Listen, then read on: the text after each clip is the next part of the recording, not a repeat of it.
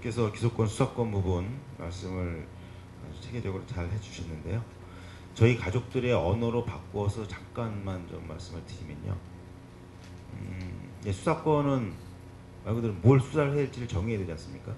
그냥 마음에 안 든다고 다 수사할 수는 없는 거예요.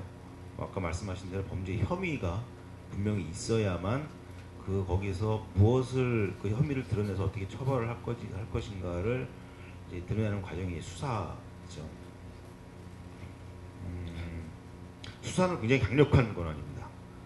수사에 응하지 않거나 그러면 이 수사권을 가진 사람이 강제적으로 사람을 불러올 수도 있고 압수도 할 수 있고 계좌도 마음 들여다볼 수 있고 뭐 개인 SNS도 들여다볼 수 있고 매우 강력한 권한이죠. 지금 검찰이 갖고 있는, 경찰도 수사권이 없는 건 아시죠? 독자적인 수사권은 검찰만 가지고 있는 것으로 알고 있습니다. 국정조사가 있었죠. 언론에 국정조사가 있었는데 결국 파행으로 끝나고 국정조사의 가장 강력한 수단이자 권한인 청문회를 해보지도 못하고 끝났습니다. 그 국정조사 기간 내내 저는 그 2주일 동안 국회에서 살았어요. 모든 국정조사장에 다 들어가서 지켜봤습니다. 국정조사에 그 증인들 나와서 기관보고라고 그러는데, 기관보고 말미에 가서 저는 확신을 가졌습니다. 수사권과 기소권이 없이는 진상규명이 안 되겠구나. 왜냐하면 국정조사는 누가 하는 거죠? 국회에서 하는 거죠. 국회의 국회의원들이 하는 겁니다. 국회의원은 독립적인 헌법기관이라고 보통 얘기를 하잖아요.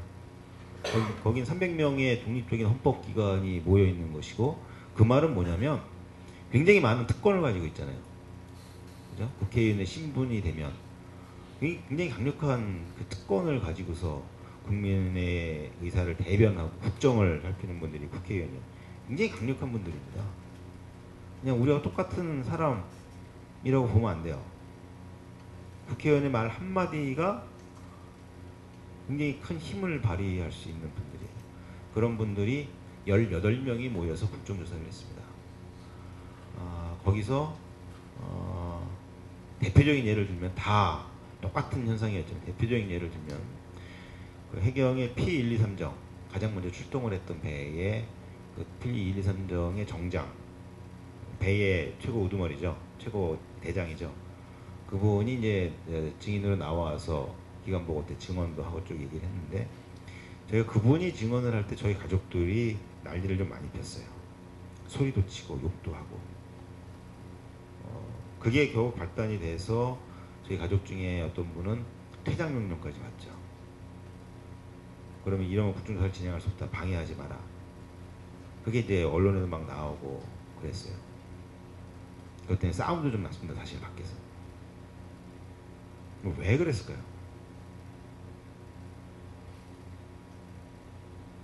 그 정장이 증언을 하는데 처음부터 끝까지 다 거짓말입니다. 저희는 알거든요. 저희 가족들은 알고 있어요. 무엇을 어떻게 거짓말을 하고 있는지 알고 있어요. 그런데 처음부터 끝까지 다 거짓말이에요. 해경은 100% 확신하건대 탈출시킨 사람들이 선원이는 것을 알고 있었습니다. 지금까지도 모른다고 그러죠. 몰랐다고 그러죠. 지금까지도. 거기서 정장이 그렇게 거짓말을 하고 있는 걸 보고 있는 저희들은 어떻게 해야 됩니까? 참고 참다가 나도 모르게 소리가 나옵니다. 나도 모르게 욕이 나와요. 거짓말하고 있는데. 그런데요, 그런 심정을 더 부추긴 것은 그 해경 정장이 아니었고 국정조사위원들, 국회의원들이었습니다. 우리는 다 거짓말인 걸 알고 있는데, 또 국회의원들 가운데도 일부도 그거 알고 있었을 거예요. 자체적으로 조사를 다 했으니까. 그런데 그렇게 증언하고 시간이 되면 네, 그렇군요, 들어가세요. 끝입니다. 거짓말인 걸 아는데. 독립적인 헌법기관으로서 대단히 매우 큰 권력과 특권을 가지고 18명, 그런 분들이 18명이 모여서 하는 국정조사에서도 그런 현상이 비일비재하게 일어났습니다. 그런데 지금 여당에서 우리한테 이야기하는 건 조사권만 주겠다는 거예요. 조사권, 이게 뭐 무슨 말이냐면 국정조사와 똑같이 운영을 하라는 얘기입니다. 지금은 약간 입장을 뭐 양보라는 표현을 써가면서, 최대한의 양보라는 표현을 써가면서 이야기를 하고 있습니다만, 처음에 특별법 논의가 시작이 될 때 여당에서 우리한테 이야기한 것은 뭐냐면, 우리한테 얘기한 건 아니죠. 사실 야당한테 이야기한 거죠. 여야가 협상을 했으니까. 진상조사위원회에 주는 권한은 조사권밖에 못 주겠는데, 조사권들이 여러 가지가 있어요. 여러 가지 권한이 있습니다. 자료 제출권이 있습니다. 필요한 자료 제출해라 요청하는 게 있고요. 뭐 제가 다는 모르겠습니다만 그 가운데 가장 강력한 권한 중에 하나가 동행명령권이라는 게 있어요. 누구 나와라 그랬는데 안 나와요. 그럼 동행명령을 할 수가 있어요. 가서 끌고 오는 건 아니고요. 명령장을 발부를 해요. 그러면 그걸 갖고 뜨거 하는 사람은 나올 거고 배짱 있는 사람은 그래도 안 나와요. 그러면 어떻게 하느냐? 과태료 매기고 끝납니다. 과태료. 근데 처음에 여당이 우리한테 제시한, 그러니까 야당이 제시한 안은 자료 제출권만 인정을 했습니다. 뭐 동행명령권, 청문회는 말도 안 된다고 그랬고요. 국정조사의 꽃은 청문회입니다. 잘 아시죠? 당사자를 직접 불러다가 의혹되는 부분들을 질문을 하고 답을 듣는 과정. 그 과정을 통해서 처벌은 할 수 없지만, 불가능하지만, 그러나 진실을 알린다는 측면에서 청문회가 굉장히 유용한 방법이라고 보통 이야기를 합니다. 그건 당연히 인정 안 했고, 조사권 가운데에서도 아주 극히 초보 단계의 권한인 자료 제출권만 인정을 하겠다고 했어요. 그러면 생각해 보십시오. 조사권의 모든 권한을 다 가지고 있는 국정조사, 국회의원들이 하는 국정조사에서도 아무것도 밝혀진 게 없어요. 거짓말을 하면 거짓말 한 걸로 끝입니다. 숨기면 숨긴 걸로 그냥 끝이에요. MBC 안 나왔죠? MBC 안 나오는데 국회의원들이 막 몰려와서 들어가겠다고 했는데 문 걸어 잠그니까 못 들어가고, 죄송한 말씀이지만 쪽팔리게 그 문 앞에서 땅바닥에 앉아서 1시간 앉아 있다가 됐다 가자 그러고 돌아왔어요. 근데 그것보다도 훨씬 못 미치는 권한을 진상조사위원회에 주고 진상규명을 하라는 이야기입니다. 이거 말이 안 되는 이야기라는 거고요. 그럼 여기 덧붙여서 말씀을 드릴 건, 많은 분들이 도대체 뭘 밝혀야 하지? 많은 분들이 이렇게 얘기를 해요. 다 알잖아.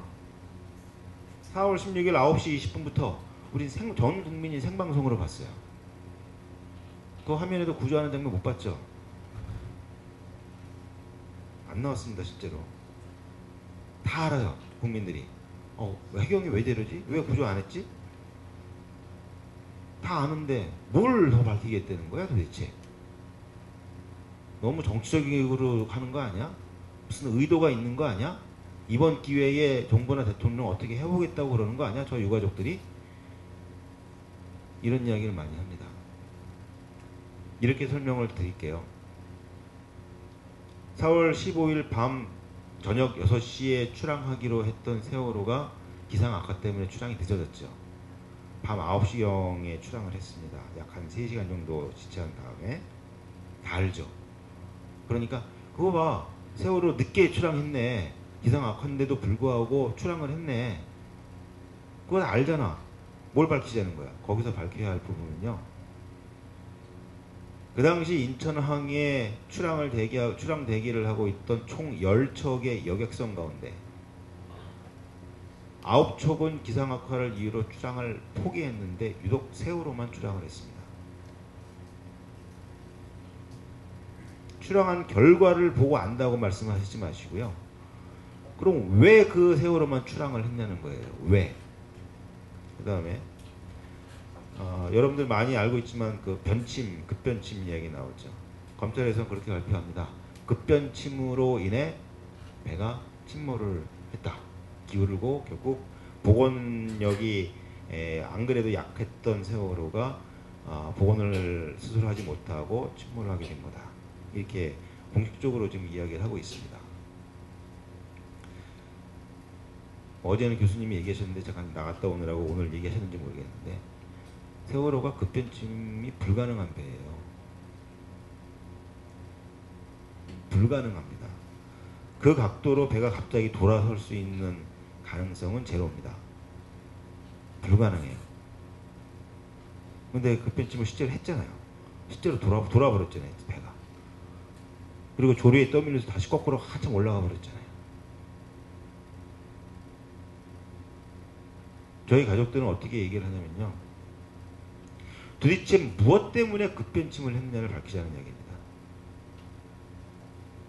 5도만 돌렸는데 이상하게 많이 돌아갔다. 이건 아니고요. 그건 아닙니다. 100% 아닙니다.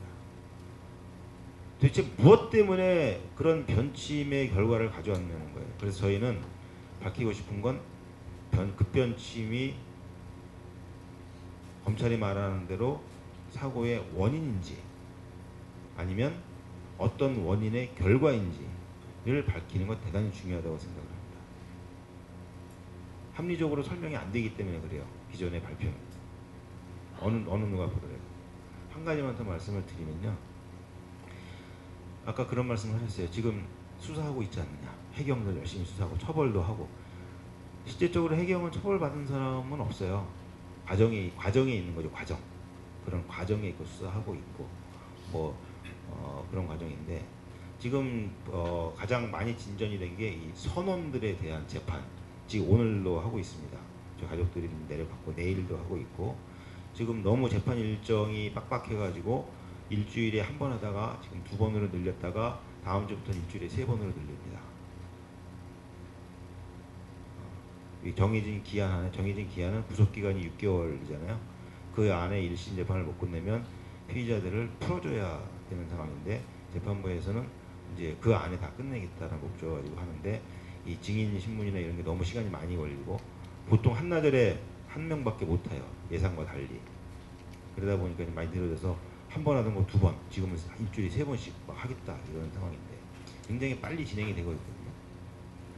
굉장히 잘하고 있는 것으로 아시는 분들이 많이 있는데요. 저희들이 볼 땐 굉장히 답답해요. 왜? 지금 수사하고 재판하는 내용은요. 다른 거 없습니다.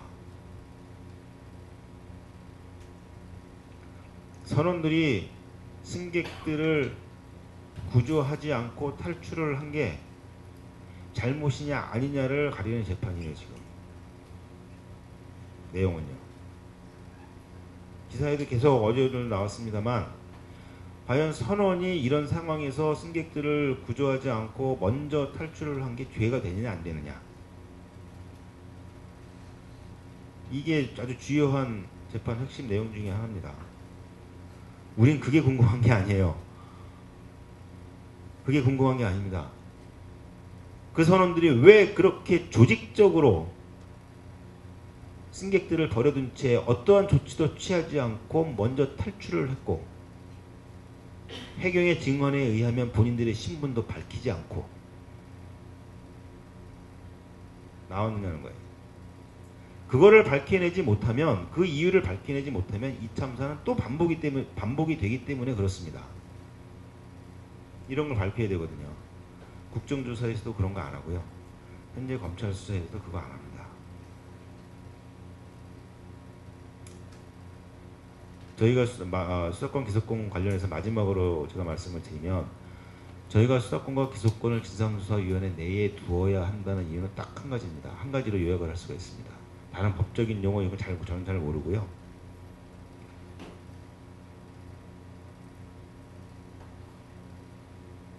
누가 책임이 있는지를 가려내서 처벌하는 건 저희의 목적이 아닙니다.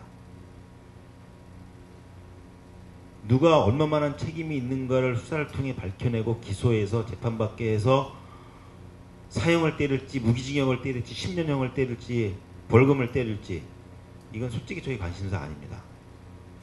그 목적이 아니에요. 처벌은 목적이 아니고 결과입니다. 처벌을 목적으로 상정해 놓고 결과를 이미 만들어 놓고 수사를 하겠다는 의미가 아니란 이야기예요. 아까 국정조사의 예를 말씀드렸고 현재 검찰 수사의 예를 말씀을 드렸지만, 이거는 왜라고 하는 부분, 왜 이런 결과가 나왔느냐, 왜 출항했고, 왜 구조 안 했고, 왜 벤침이 일어났고, 왜 실종자 구조를 하는데 이렇게 엉망인 방법을 지금까지 5개월 이상 써가면서도 아직도 10명의 실종자가 남아있느냐. 왜? 결과 말고요. 그렇게 일어난 결과 현상 말고 그 현상이 일어나게 된 근본적인 원인 왜? 이거를 지금 이 시점에 우리가 해결해내지 않으면 이 참사 또 일어납니다. 저희의 목적은 이런 참사가 재발하지 않기를 바라는 것밖에 없어요. 수사권과 기소권은 철저한 진상 규명을 하기 위해서 필요한 수단이기 때문에 필요합니다.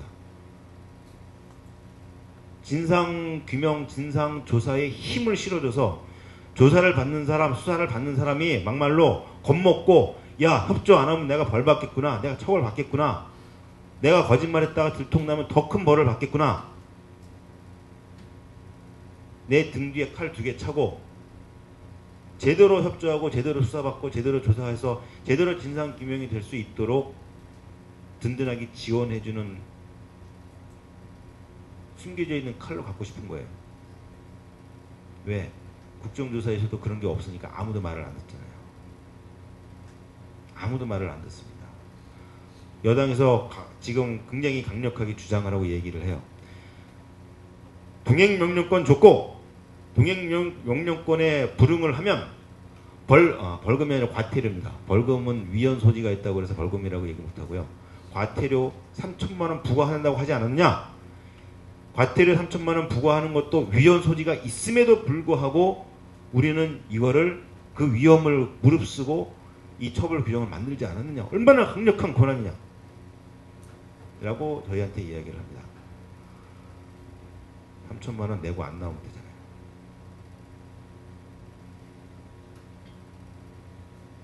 (3천만 원) 내고 안 나오면 끝이라는 이야기입니다.